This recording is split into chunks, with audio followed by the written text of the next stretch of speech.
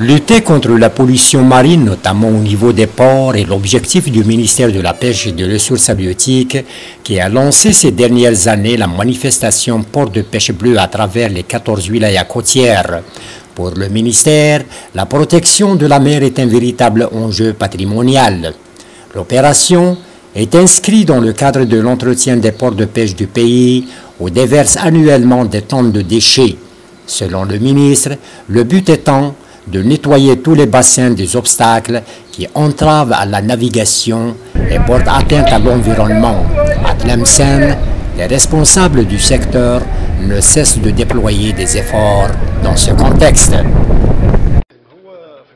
Cette année, la décision par M. le ministre a été prise pour retenir la date du 9, le samedi 9 mai, pour la 3e édition Port bleu et Port propre. Port bleu et Port propre. Mais la particularité de cette année, c'est que durant la journée du samedi, on va mettre en exergue toutes les relations intersectorielles, parce que finalement, quand même, il y a des actions réalisées en intersectorialité. Et je citerai un exemple, les études inscrites par le service des travaux publics pour l'extension et l'aménagement du port de Ghazaouat, les études de la protection de la ville de Hunayn et par là la protection du port par tous les affluents de l'ouest qui donnent sur le port. Et aussi, on va profiter de l'occasion pour mettre en exergue les travaux de programme d'urgence réalisés par l'entreprise portuaire, tels que le foyer des gens de mer, la réhabilitation de la marée, l'acquisition de barques pour le nettoyage du plan d'eau, etc. Aussi, nous allons mettre en exergue cette année les préparatifs de la campagne de la sardine, et par là on profitera pour parler de vulgariser et expliquer aux marins pêcheurs professionnels la nécessité du respect de l'arrêt biologique. L'état de ces lieux marins continue à se détériorer. Au moment où surgissent de nouvelles menaces pour la santé et la pérennité des mers, la plupart des problèmes constatés il y a des dizaines d'années demeurent sans solution et nombre d'entre eux se sont aggravés comme le révèlent plusieurs études effectuées. Les zones les plus touchées sont les zones côtières qui sont également les plus productives de l'environnement marin. Les mouvements massifs de population vers les zones littorales, accompagnés d'une importante intensification de l'activité économique le long des côtes, prospection pétrolière et gazière, exploitation minière, extension de l'aquaculture, développement portuaire et tourisme, ont mis les zones côtières à rude épreuve.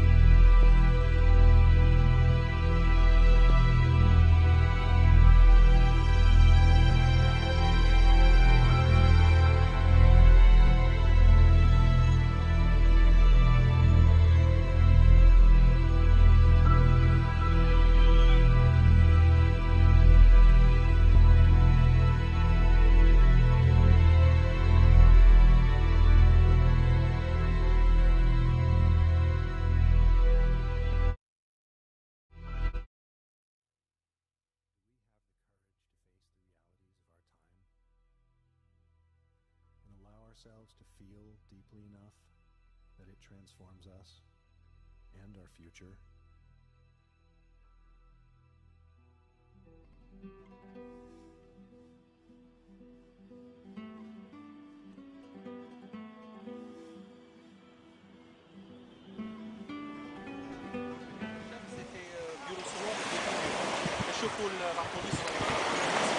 Là, l'association Tana, nous sommes une association écologique. حماية البيئة préservation de l'environnement et de la biodiversité. Donc le but c'est la plongée, c'est une plongée d'exploration, nous là c'est une plongée libre. Le but faible profondeur, c'est-à-dire 5-6 mètres. درت صور درت فيديو على لو فون ماران. هي على كل حال بصفه عامه على حسب ما شفت من بعد تشوف الصور راه كاين ان بتي بو دو بوليسيون فو دير لا رياليتي صح كاين شويه بصح قدر والسيكرا اما سي كاينه اوسي لا بيوديفيرسيتي كاين شويه ركود كاين شويه قدر نقولوا لي فيجيتو فوالا لي فيجيتو يا سيغتان بيوتوب ما كاين فاريتي دو بلانت كاين دي جيبان دي رومات دي صار تدير كو كي ني با فير ماشي شنو نحن نتمنوا باش زعما هذا باسكو غادي تشوفوا الصور غادي تشوفوا بعينيكم. L'équipe de plongeurs de l'association Larimar de Sidi Bel Abbès a dans ce sillage réalisé une expertise sur l'état de l'environnement et des fonds marins des côtes de Honayen. Un rapport des plus accablants sur les dégâts immenses causés à l'environnement dans son ensemble par une entreprise espagnole en charge de la réalisation de la station de dessalement de l'eau de mer. Les prises de photos et vidéos réalisées par cette association révéleraient un état de dégradation très avancé de tout l'environnement du site d'implantation de la station en question. Un plan d'urgence s'impose donc. La pollution, la surexploitation des ressources de la mer et la destruction du milieu marin sont les plus grands dangers qui menacent la Grande Bleue. Environ 80% des polluants sont d'origine terrestre et se composent de rejets terrestres autant que des émissions dans l'atmosphère. Le reste provient des transports maritimes et des activités de production en mer. Les déchets représentent un danger pour la faune aquatique qui les ingurgite car le plastique met en effet 400 ans à se dégrader dans le milieu marin et tue les tortues.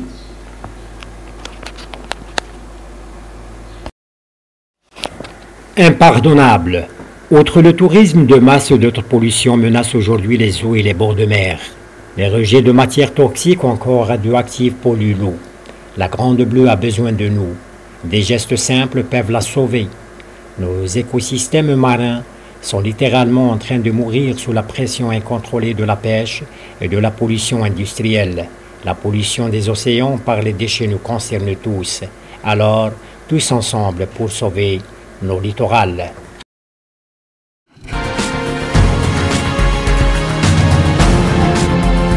Pour montrer les gens que la mer n'est pas une poubelle. C'est un grand problème, c'est un grand défi qu'on doit relever. Réveiller les consciences pour que les gens comprennent. Kalau menurut saya lebih bagus yang dulu. Sans mangrove, les récifs sont également en danger.